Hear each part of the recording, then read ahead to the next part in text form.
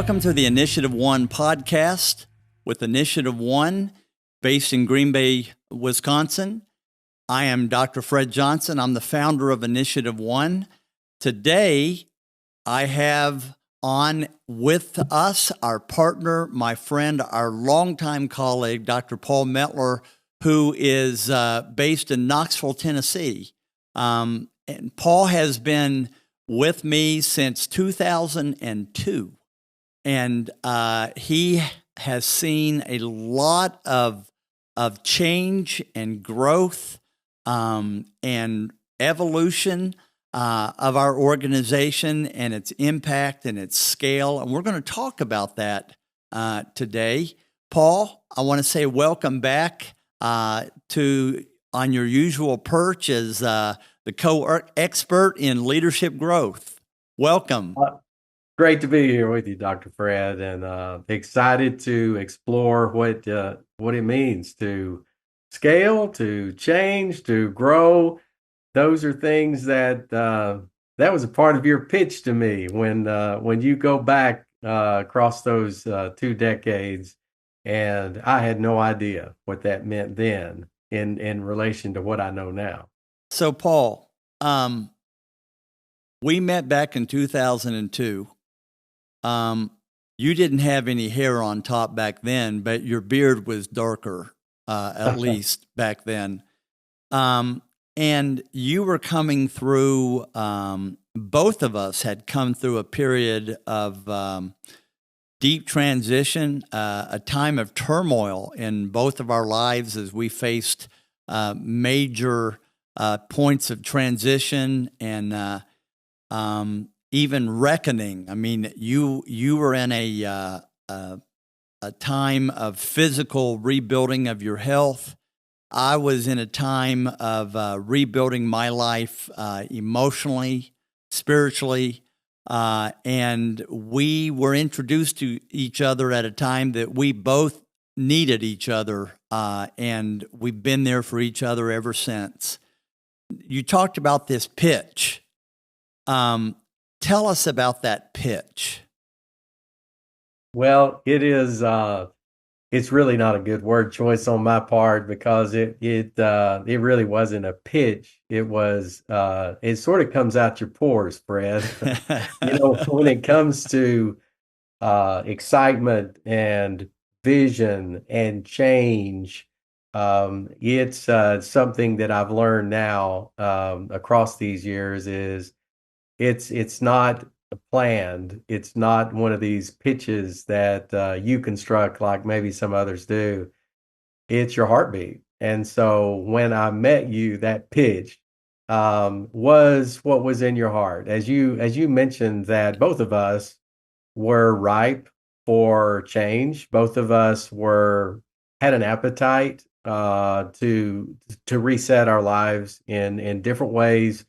And, to reset your life, you need a sense of purpose. Change for just change is not good, but change with direction and with passion and focus is quite a different animal. And so what you shared with me, really, I'll summarize by saying most leaders can and want to change. Most leaders can and want to increase and improve their lives and the lives of those around them. And so you and I were in that process of becoming better leaders and really stewarding our lives better and wanting to share those experiences with others. And so a part of it was what you shared, and then it was a part of what you showed me was possible with leaders. And so that was it. It is this idea. Of course, you had a growth. A staggering desire to scale. We sat in Arizona to have that conversation, and I don't think either of us were thinking about celebrating in Green Bay with 25 years.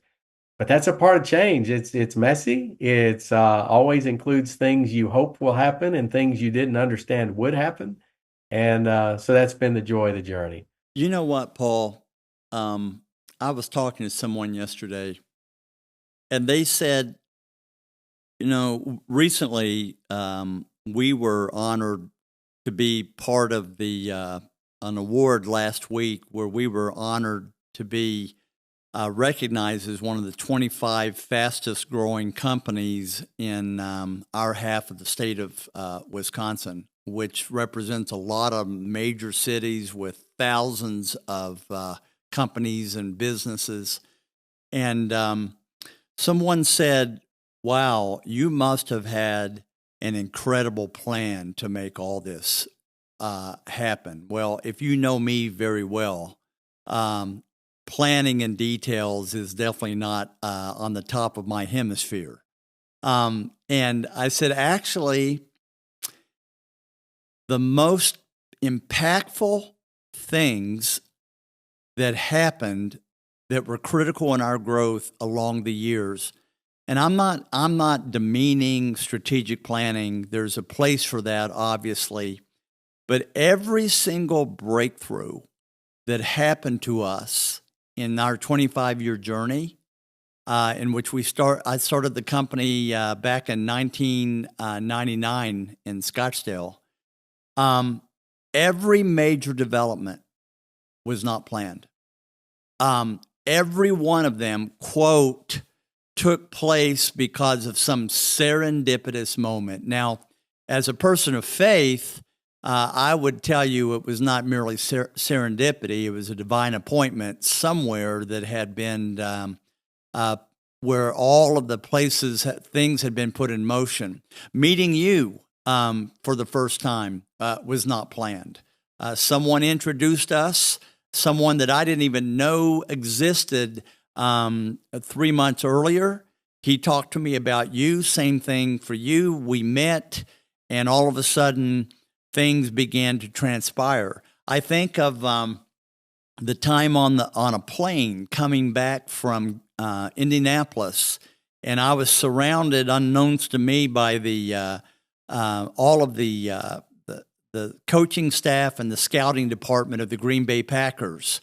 And by the way, that would have never happened if we had stayed, if I had not moved to Green Bay. I mean, in Green Bay, Wisconsin, it's no big deal to sit on a plane with a television executive or a world famous announcer or an all-pro player or a coach. I mean, it's just, when you're in a little town like ours, it just happens all the time.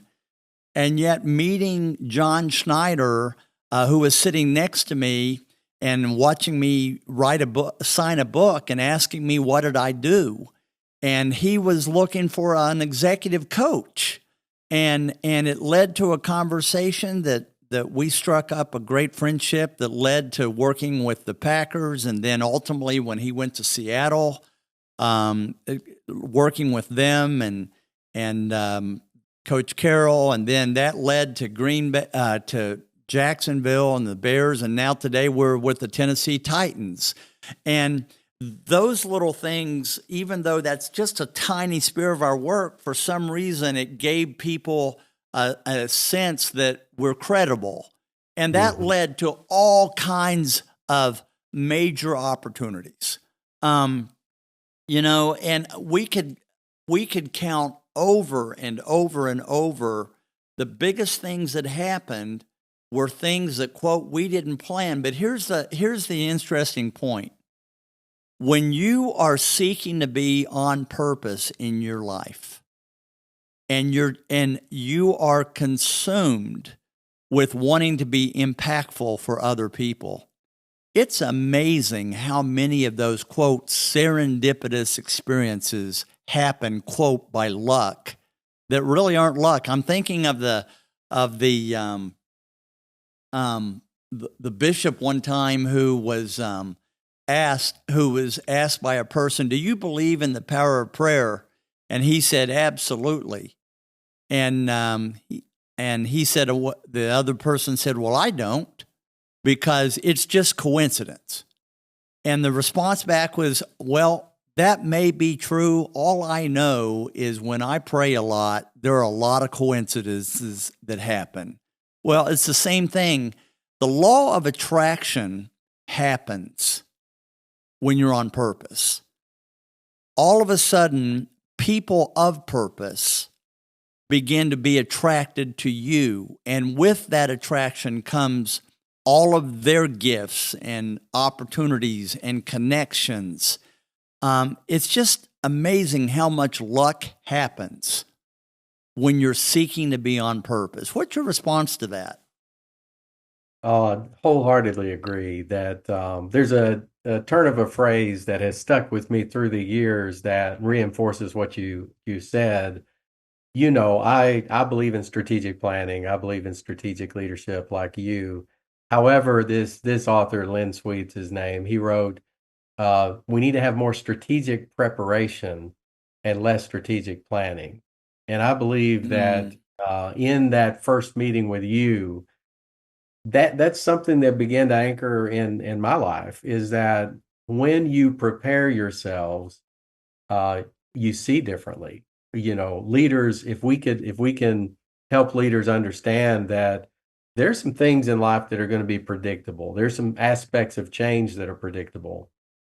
There's a lot that, as you have described there, that we would have never planned for at InitiativeOne. And in fact, some of those are the very seeds that have produced the most fruit. Those things that serendipitous, those divine appointments, those unexpected people, those unexpected meetings, transformational experiences. And I believe that those opportunities are around us all the time. I believe those people are around us all the time. And when we prepare ourselves, some of that's expectancy. If you expect that attraction that you describe, if you expect to encounter people every day, it's amazing that you do. If if you're looking for leaders around you and you're not so caught up in your own self, there are people around us, magnificent people. And I've found that to be true. I was blessed to be able to be up there in Green Bay to watch that award ceremony and celebrate our growth. And our minds can process words a lot faster than we can speak them. And if I could capture the faces and the people that were running through my mind as you were receiving that award and speaking to the group there, a lot of people that I never intended to meet, that I never strategically planned to meet, that have found their way into our lives, Fred, and we're different because of it, and we believe they are. We believe that they're different as well. Paul, I'm a deep believer that if you have a desire to be a giver, to be a person who pours into people's lives, not for the sake of getting something back, not for the sake of saying, well, if I do this, maybe this will lead to this down the road. I call that a transaction. Mm-hmm. That transaction bathed in giving language.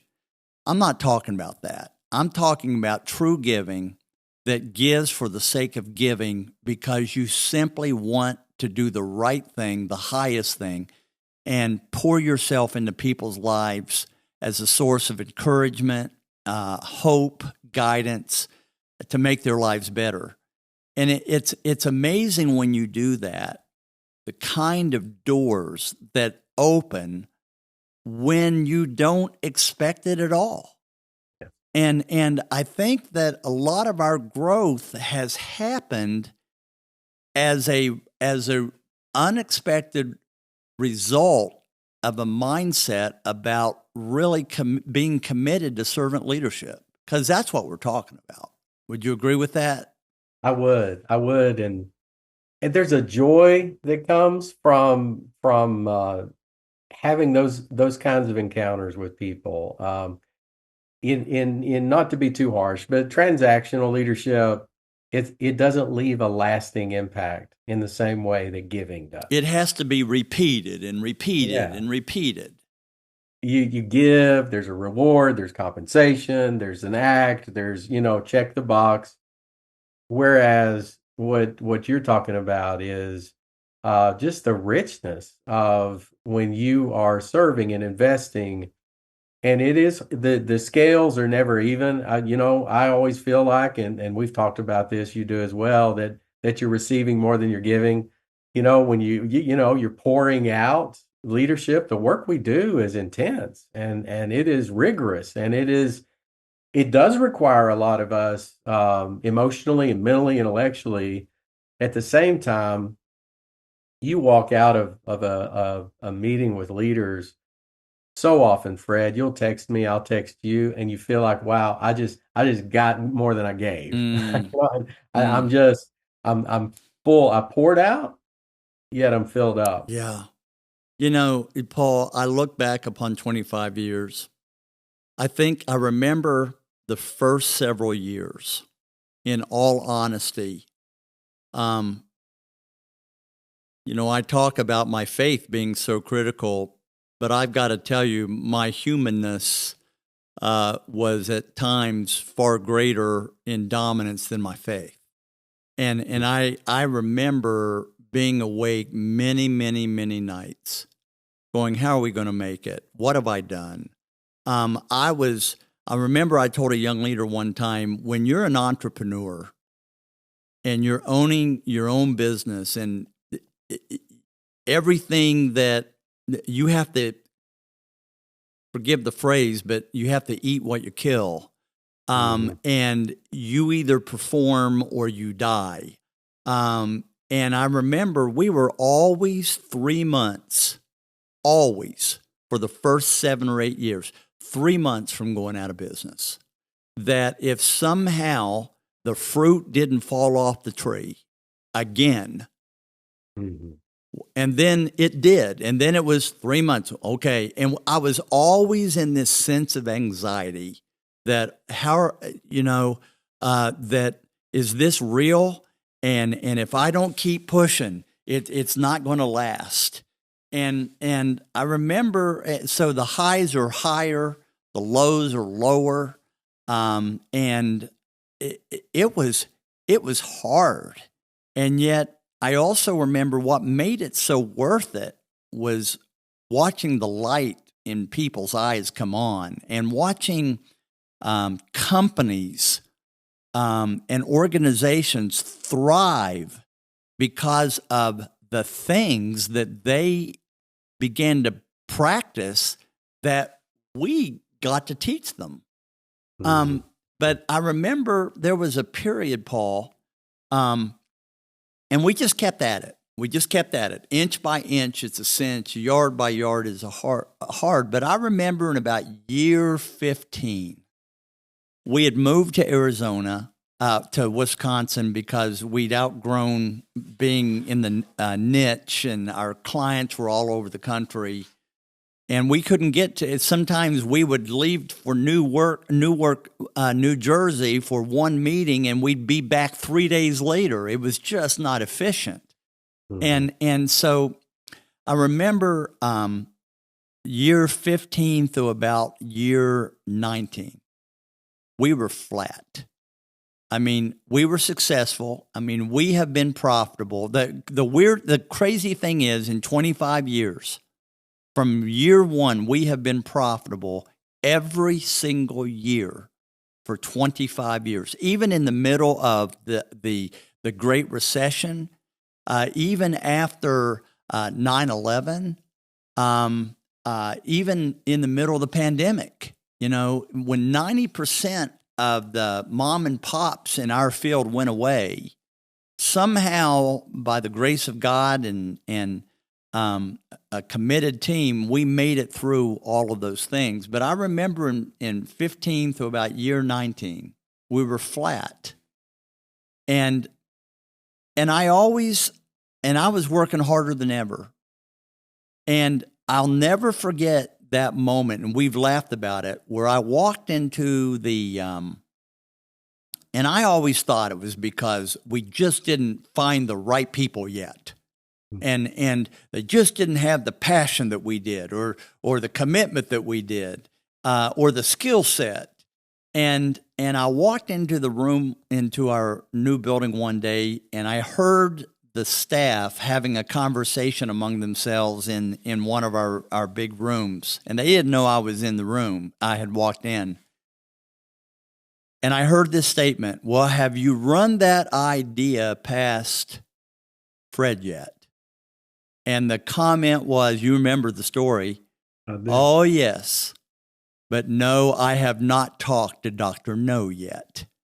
I'll never forget that moment. I mean, here I am being a change expert, teaching all these organizations about how to have accelerated change. And I learned in that moment that I was the one in our company that was talking the most about change, and I was fighting it the most at the same time. Because I thought that I had made all of the methods sacred instead of the purpose sacred. And no, we can't go to virtual. Oh, no. It just doesn't work. Oh, no, we're only going to do one process, and it's our signature process. And this is the way we've always done it. And we've had so much feedback. We know it works. And oh, no, we're never going to do any one-day one-offs because, they just don't work. And no, we're not going to hire anybody under 25 because they just don't have the seasoning. I had all these answers. Remember that? I do. What was the changing point? I think keeping tight grip on some of those core beliefs.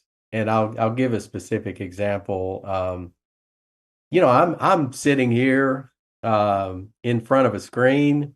I'm in Knoxville, Tennessee. You're in Green Bay, Wisconsin. And I would love to be in the room. I'd love to give you a hug and say, hey, Fred, it's good to see you. But I am so comfortable having this conversation with you virtually. And the reason I am is because of something that we've taught for years, long before we had virtual meetings, and that is that leaders bring who they are into challenges and into situations and into different types of platforms. And so one of the things I'm most proud of that you brought up is our ability when such dramatic changes happened with COVID, that we were able to pivot to more and more and more virtual meetings. We were already doing it. We grew by 35% during the pandemic, which is wild. It was remarkable. And we didn't ignore that this was a change, and we didn't diminish the change or the seriousness of what was going on. What we were able to do is to have the same kind of candid conversations we have in the room with leaders and say, hey, it may be a little bit harder for you to lean in. It may take a little bit more effort, but it's that practice, Fred, from the very beginning. You have said, just put it on the table. You know what? If it's going to be a challenge, don't pretend it's not a challenge. If it's going to require extra effort, don't pretend it's going to be easy, and just say, hey, we're virtual. We may have met 2 weeks ago live. We're virtual now. And I think that's a piece of it, Fred, is this idea of whatever the change is, you bring yourself into that change. And so it allows our motto of leadership has changed. Authenticity matters more than ever. Transparency matters more than ever. Vulnerability matters more than ever. So it may mean that I actually have to say, hey, I'm a little bit uncomfortable with this. What do we do to make it better? And that's been a part of that. As you were saying, as methods have changed, we're human. As I said, I'm candid to say, hey, given a choice of being there to give you a physical hug or reaching out and saying, hey, it's good to see you, Fred, I'd love to be there. However, does that have to diminish the value of this time? I'm having a great time right now. I'm enjoying this conversation. Am I making sense there? Yeah, we're bringing our real selves, and you can be open to various ways that can be done. I think what we're really talking about is if you're going to continue to be in a place of growth, you have to be in a constant place of self-examination and saying, am I standing in the way?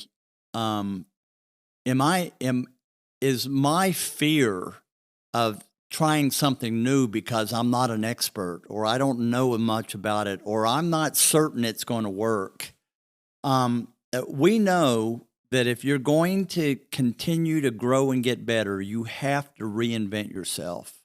We talk about the companies, organizations need to be committed to reinventing how they do things every 3 years, so that 3 years later, you better not look anything like what you did 3 years before. And I remember every single thing that began to propel us significantly forward was because of some idea that I had said no to earlier. You know, we said, we're never going to hire those 25-year-olds because they all want the new office and they want to raise, they want the full salary. And I had bought, even though have a doctorate in generational differences, I had bought into some of the myths. And yet, when we brought in some of those young bucks, our social media began to just explode, and our way of reaching people. And I learned that I had this visceral reaction that every time someone came up with an idea, I would go, nope, and I could feel it. And I started saying, wait a second.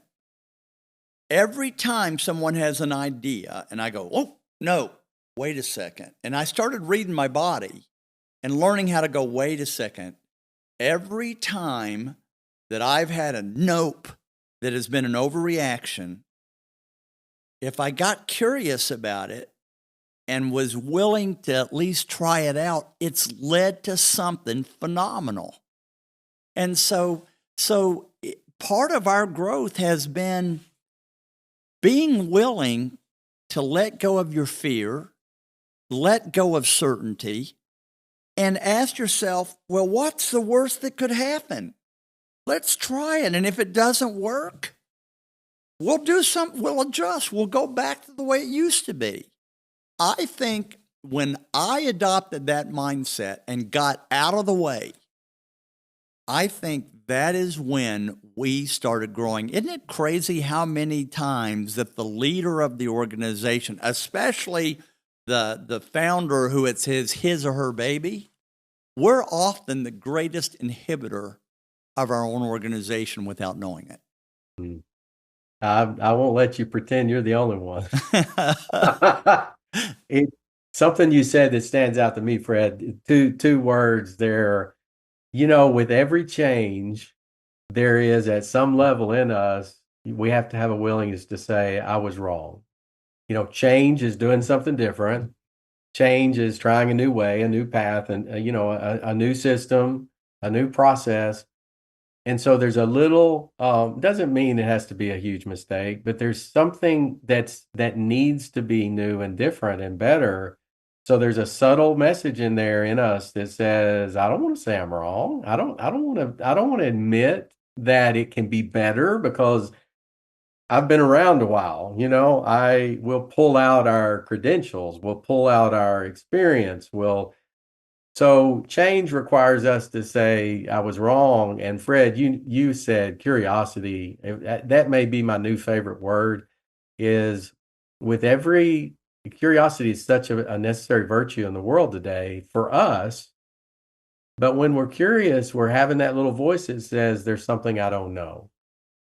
And we were raised, Fred, to believe that leaders had all the answers, that to be a leader means that you have the good ideas, you have the answers, you never let them see you sweat, you never admit you don't know, fake it till you make it, all of those things that can get in the way of the richness of curiosity that will reach out to someone that our little voice may say they're not as qualified or they're not as experienced. Well, guess what?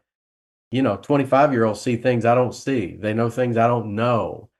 They have expertise in areas that I don't even know about. Yeah. And am I too proud to say there's something I don't know, or am I too proud to say I was wrong? Yeah. It's just been such a growth not only of our company, but it required growth in us. Companies that are led by people who are stagnant will soon have stagnant companies. Yeah. And if you're growing as a person, the company is going to grow in spite of yourself. And I think, but it never gets easy. And it never, here we are now in year 25, we're moving into a place where we're trying to plan transition in which I'm not going to be here someday, not too far in the distant future. And so now we're trying to figure out, okay, how do we develop processes where the business and development is not dependent upon me at all? How do we scale this thing so that it's more of a machine rather than reliance on a few personalities? And so here we are again, trying to refigure out.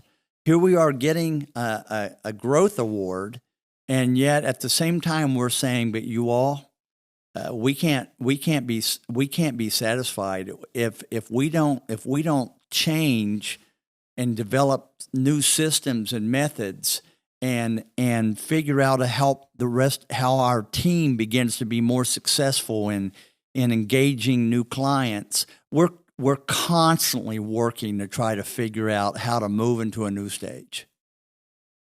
Yes, it is. It's that people and process that really was the real genesis of your development of InitiativeOne to begin with, is that you can't ignore the processes, yet they won't operate without the people with a willingness to embrace new opportunities and new ways. And we're there now. I mean, and as you described that, we're doing things differently. We're exploring and visiting what those look like. This podcast is an example of something that you and I didn't talk about a podcast 20 years ago. We didn't know what it was.